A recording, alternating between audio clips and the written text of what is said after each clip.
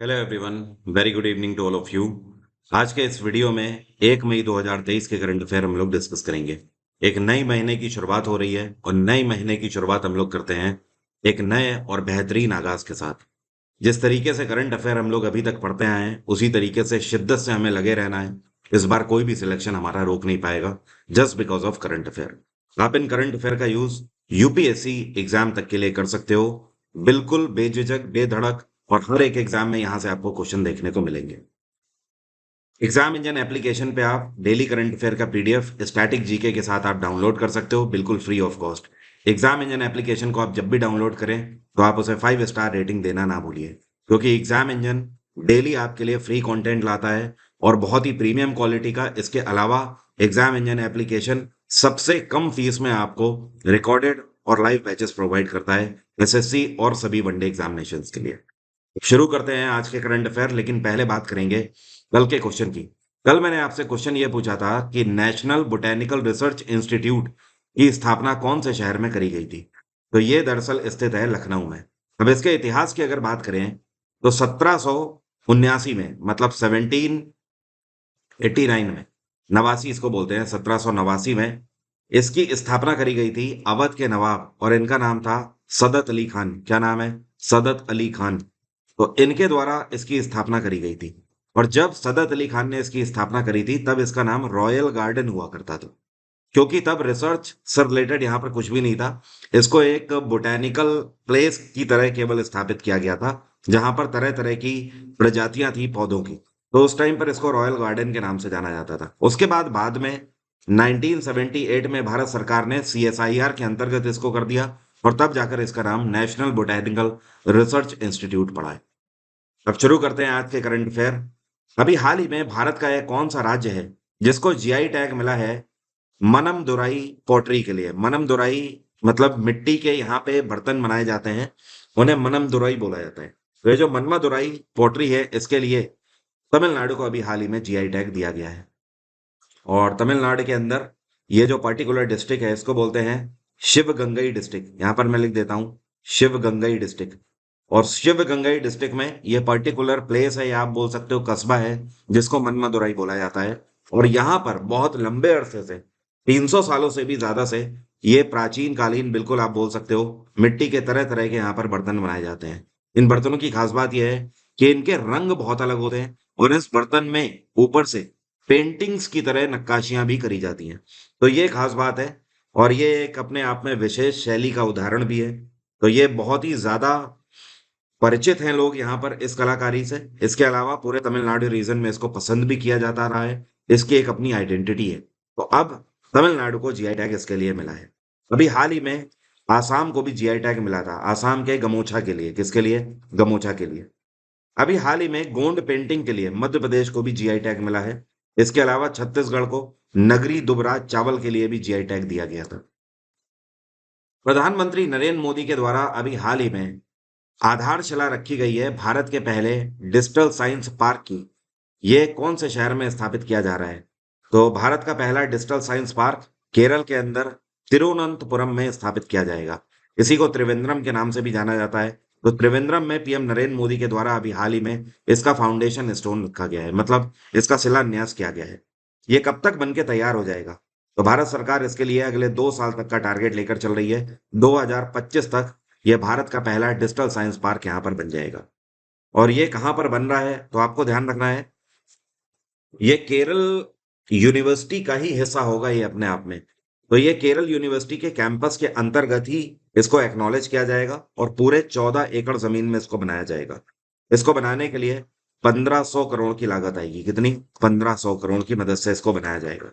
और जब ये बनकर कैंपस तैयार होगा तो जाहिर सी बात है, रिसर्च एंड डेवलपमेंट साइंस के क्षेत्र में यहाँ पर किया जाएगा। रिसर्च लैब्स भी यहाँ पर बनाई जा रही है। यहाँ पर ये जो बिल्डिंग है ये 1.5 लाख स्क्वायर एरिया में फैली हुई है, स्क्वायर फीट एरिया में फैली हुई है। इसके अलावा ये जो बिल्डिंग इसकी बनेगी ये 5 फ्लोर की बिल्डिंग बनेगी, प्लस ग्राउंड अलग। ठीक है, ग्राउंड फ्लोर के अलावा 5 फ्लोर की बिल्डिंग ये बनेगी। केरल की अगर बात करें तो यहाँ पे मुख्यमंत्री हैं पिनाराई विजयन, और यहाँ पे गवर्नर हैं आरिफ मोहम्मद खान। केरल के दो क्लासिकल डांस हैं, एक तो कथकली है और दूसरा है मोहिनी अट्टम। इसके अलावा केरल के काफी सारे फोक डांसेस भी हैं। जैसे यहाँ पर एक चलता है कई कोट्टिकली, क्या बोलते हैं इसको, कई कोट्टिकली नाच। इसके अलावा कोलट्टम नाच यहाँ पर चलता है, कोलकली चलता है, ओट्टम थुल्लल चलता है। ये सारे यहाँ के फोक डांस है। अभी हाल ही में भारत सरकार की संस्था है जिसका नाम है पावर फाइनेंस कॉर्पोरेशन लिमिटेड। तो इन्होंने 5,000 पैसेंजर इलेक्ट्रिक व्हीकल्स खरीदने के लिए कितने रुपए का लोन अभी हाल ही में अलॉट किया है। और ये जो कंपनी है, इस कंपनी का नाम है जेंसॉल इंजीनियरिंग। ये कंपनी 5,000 पैसेंजर इलेक्ट्रॉनिक व्हीकल और 1,000 कार्गो इलेक्ट्रॉनिक व्हीकल बनाकर देंगे भारत सरकार को। तो इसके लिए इन्होंने 633 करोड़ की धनराशि आवंटित करी है। मतलब आप ये समझ लो, भारत सरकार की पावर फाइनेंस कॉर्पोरेशन लिमिटेड की तरफ से जेंसोल इंजीनियरिंग नाम की इस इलेक्ट्रॉनिक व्हीकल कंपनी को 633 करोड़ रुपए दिए गए हैं। और इस पैसे की मदद से 1,000 कार्गो ईवी और 5,000 पैसेंजर ईवी ये भारत सरकार को बनाकर देंगे। और जाहिर सी बात है, CO2 एमिशन को जो रिडक्शन करना है, लगातार जो कार्बन है, जो पॉल्यूशन है, उसको घटाने के लिए ये भारत सरकार की पहल है। पावर फाइनेंस कॉर्पोरेशन लिमिटेड, इसकी स्थापना 1986 में करी गई थी। भारत सरकार की पूरे तरीके से संस्था है। इसका हेडक्वार्टर है नई दिल्ली और इसके चेयरपर्सन है RS ढिल्लन। कौन है RS ढिल्लन? पूरा नाम है रविंदर सिंह ढिल्लन। ये कौन सी जनरल इंश्योरेंस कंपनी है जिसके द्वारा अभी हाल ही में 3 add on cover policy launch करी गई है व्हीकल इंश्योरेंस पॉलिसी के अंतर्गत? मतलब अगर आप इनसे गाड़ी का इंश्योरेंस कराते हो तो आपको ये एक ही इंश्योरेंस में कई सारी चीजें कवर अप करके दे रहे हैं। तो ये है रॉयल सुंदरम जनरल इंश्योरेंस। इन्होंने अभी हाल ही में एक पॉलिसी अपनी लॉन्च करी है। इस पॉलिसी का नाम है smart safe road side assistance and return to invoice. इस पॉलिसी को अगर आप कराते हो तो इसके अंदर 11 तरह की इमरजेंसीज कवर है। जैसे कि इसमें इलेक्ट्रिकल डैमेज भी कवर करा सकते हो आप, मैकेनिकल डैमेज भी अपनी गाड़ी का कवर करा सकते हो, और एक्सीडेंटल ब्रेकडाउन भी आप कवर करा सकते हो। जीरो डेप का भी ऑप्शन अवेलेबल है कि आपका अगर कुछ भी गाड़ी में हो जाता है, कोई भी एक्सीडेंट हो जाता है या डेंट आ जाता है या फिर किसी भी तरीके का मैकेनिकल या इलेक्ट्रिकल डैमेज होता है, तो आपको कुछ भी पे करने की जरूरत नहीं है। Each and everything will be paid from royal Sundaram general insurance. वैसे आज की डेट में हर एक नई गाड़ी पर जीरो डेप इंश्योरेंस ही आपको मिलता है। अब ये जो कंपनी है रॉयल सुंदरम, इसकी स्थापना साल 2001 में करी गई थी। इसका हेडक्वार्टर है चेन्नई और इसके चेयरपर्सन है एस विजी। क्या नाम है? एस विजी। अगला क्वेश्चन है, मंगोलिया के अंदर पहली ऑयल रिफाइनरी बनाई जा रही है, कब तक यह बनकर तैयार हो जाएगी? तो ये जो मंगोलिया की पहली ऑयल रिफाइनरी है, ये 2025 तक बनकर तैयार हो जाएगी। और अभी हाल ही में इसका शिलान्यास किया गया है राजनाथ सिंह के द्वारा। और मंगोलियन एम्बेसडर जो हैं, इनका नाम है दम्बजाव गेनबोल्ड। ये जो आपको पिक्चर में दिख रहे हैं, तो इन दोनों ने मिलकर इसका उद्घाटन किया है।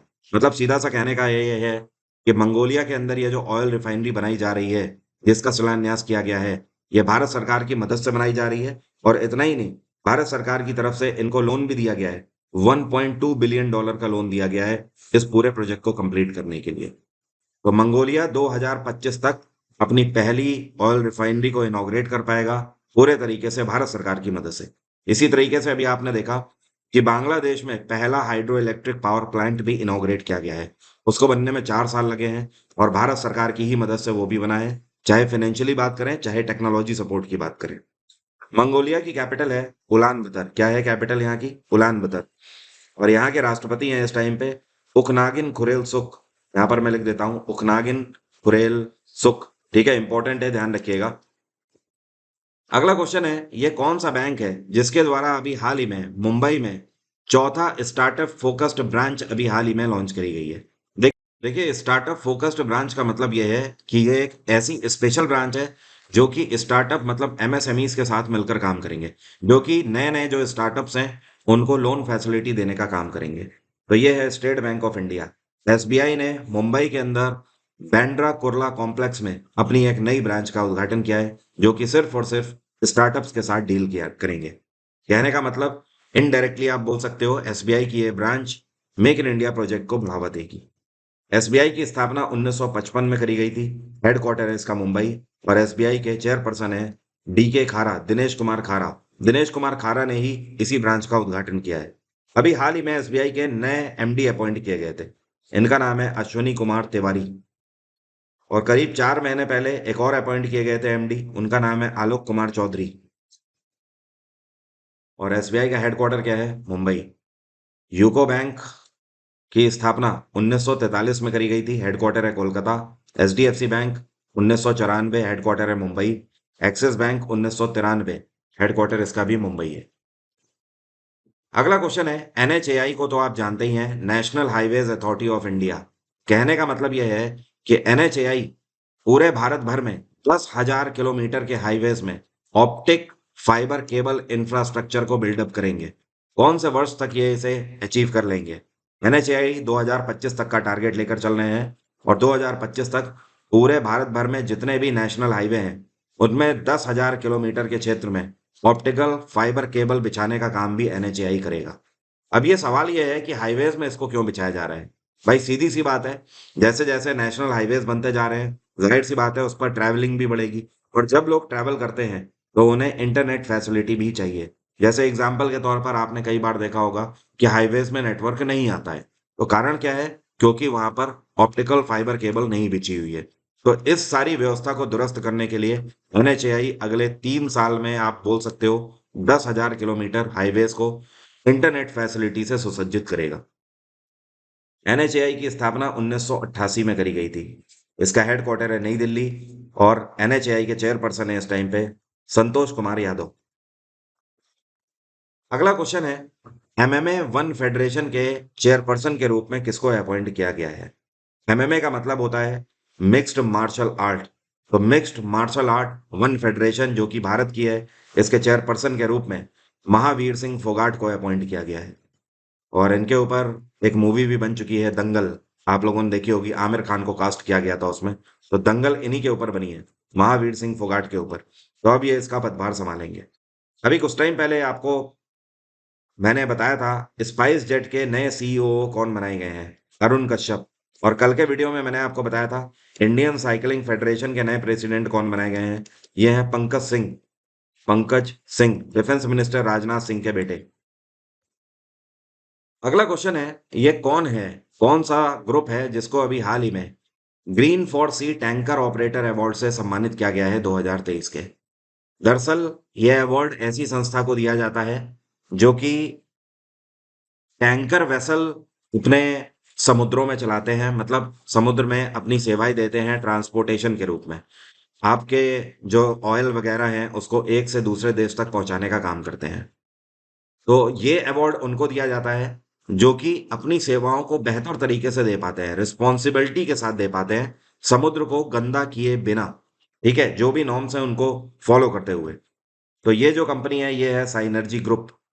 तो साइनर्जी ग्रुप ने पिछले सत्र में सबसे बेहतर कार्य किया है, एनवायरनमेंट को कम से कम क्षति पहुंचाई है और अपना काम पूरा किया है। इस टाइम पर साइनर्जी ग्रुप जो है इसके पास 560 वेसल है। अब आप अंदाजा लगा लीजिए कितनी बड़ी कंपनी है। तो इनको सम्मानित किया गया है इससे।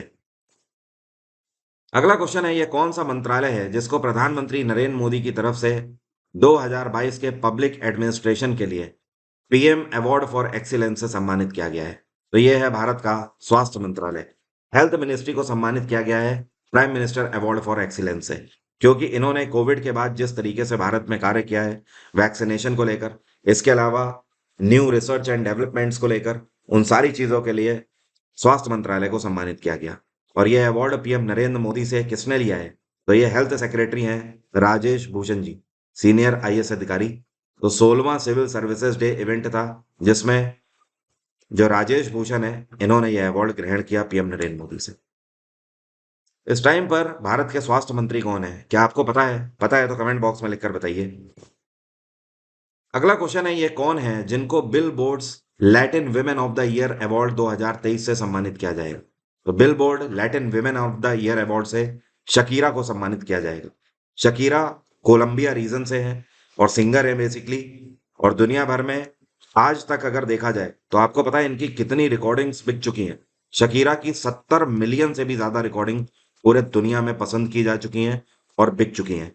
इसके अलावा इनके कुछ ऐसे सॉन्ग्स हैं जो कि लेजेंडरी हो चुके हैं, लोगों को उसका मतलब भी नहीं पता है बट फिर भी लोगों की जबान पे वो सॉन्ग है। जैसे कि वक्का वक्का हो गया, वेन एवर हो गया, शी वुल्फ हो गया, लोका हो गया, ये सब इनके फेमस सॉन्ग्स हैं जो कि लगभग हर देश के लोग जानते हैं। अगला क्वेश्चन है, भारत सरकार के द्वारा कितनी धनराशि नेशनल क्वांटम मिशन के लिए अप्रूव करी गई है? यह मिशन 2023 से लेकर 2031 तक का है। तो इसके लिए भारत सरकार की तरफ से 6003 करोड़ की धनराशि करीब करीब आवंटित करी गई है। और इस धनराशि की मदद से होगा क्या? मतलब सवाल यह है कि नेशनल क्वांटम मिशन है क्या? देखिए, इसका मेन उद्देश्य ये है कि भारत में इकोनॉमिक ग्रोथ करना है हमें, लगातार व्यापार को बढ़ाना है, टेक्नोलॉजीज को बढ़ाना है और साथ में इकोसिस्टम को साथ लेकर चलना है, मतलब पर्यावरण को साथ लेकर चलना है। तो हर एक सेक्टर के लिए इंफ्रास्ट्रक्चर को डेवलप करना है इस तरीके का, जिसके लिए 6003 करोड़ की धनराशि आवंटित करी गई है। अभी हाल ही में वर्ल्ड वेटरिनरी डे 2023 का कौन से दिन मनाया गया? तो वेटरिनरी डे 29 अप्रैल को मनाया गया, परसों के दिन।